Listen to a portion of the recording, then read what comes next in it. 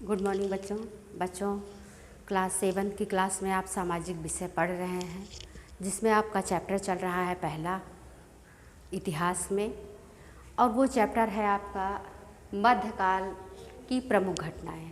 बच्चों, इस चैप्टर में अभी तक आपने पढ़ा पुनर्जागरण, फ्रांस की क्रांति, यूरोप की क्रांति, सामंतवाद और एशिया का घटनाक्रम।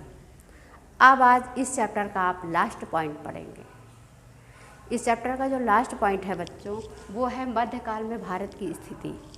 मध्यकाल में भारत की क्या स्थिति थी।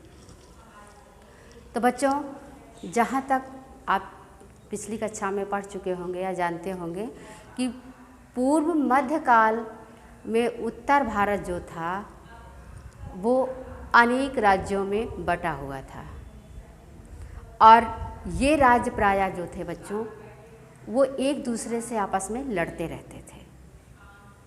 और इसके विपरीत दक्षिण में जो उस समय का शक्तिशाली दक्षिण में उस समय शक्तिशाली राजाओं का शासन था, और इन शक्तिशाली राजाओं में चोल राजा जो थे इनका शासन था।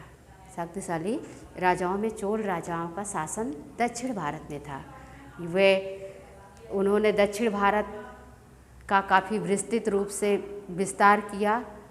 दक्षिण भारत के सभी क्षेत्रों को जीत करके उत्तर में गंगा नदी तक आ गए। उनके जो क्षेत्र थे वो उत्तर भारत में गंगा नदी तक पहुंच गए, दक्षिण भारत के जो राजा थे। अब बच्चों, दक्षिण भारत के जो चोल राजा थे, शासक थे, वे बड़े धनवान थे। उन्होंने मंदिरों का निर्माण में काफ़ी धन का व्यय किया, और ये जो मंदिर थे वो ज्ञानार्जन का केंद्र बने। ये जो मंदिर बनवाए गए थे बच्चों, ये सारे मंदिर जो थे वो ज्ञानार्जन का केंद्र बन गए थे।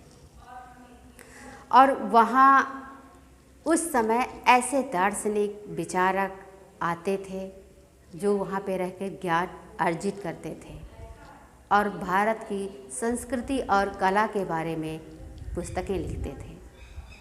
और बच्चों, जिसकी शिक्षा से संपूर्ण भारत की विचारधारा काफ़ी प्रभावित हुई। उन मंदिरों में जब लोग शिक्षा के लिए ग्रहण करने के लिए, ज्ञानार्जन करने के लिए आते थे, तो इससे भारत की संस्कृति जो थी बच्चों वो काफ़ी प्रभावित हुई।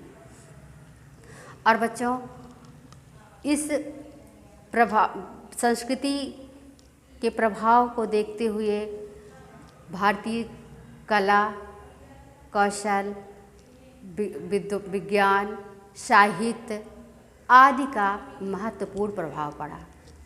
अन्य देशों के ऊपर, अन्य देशों से आए हुए दार्शनिकों के ऊपर, विचारकों के ऊपर बच्चों काफ़ी महत्वपूर्ण इसका प्रभाव जो था वो पड़ा था। और बच्चों, बाद में क्या होता है कि उत्तर मध्यकाल जो है वो मुगल वंश और सुल्तानों और शासकों के आने से भारतीय संस्कृति और कला पर इसका काफ़ी गहरा प्रभाव पड़ा।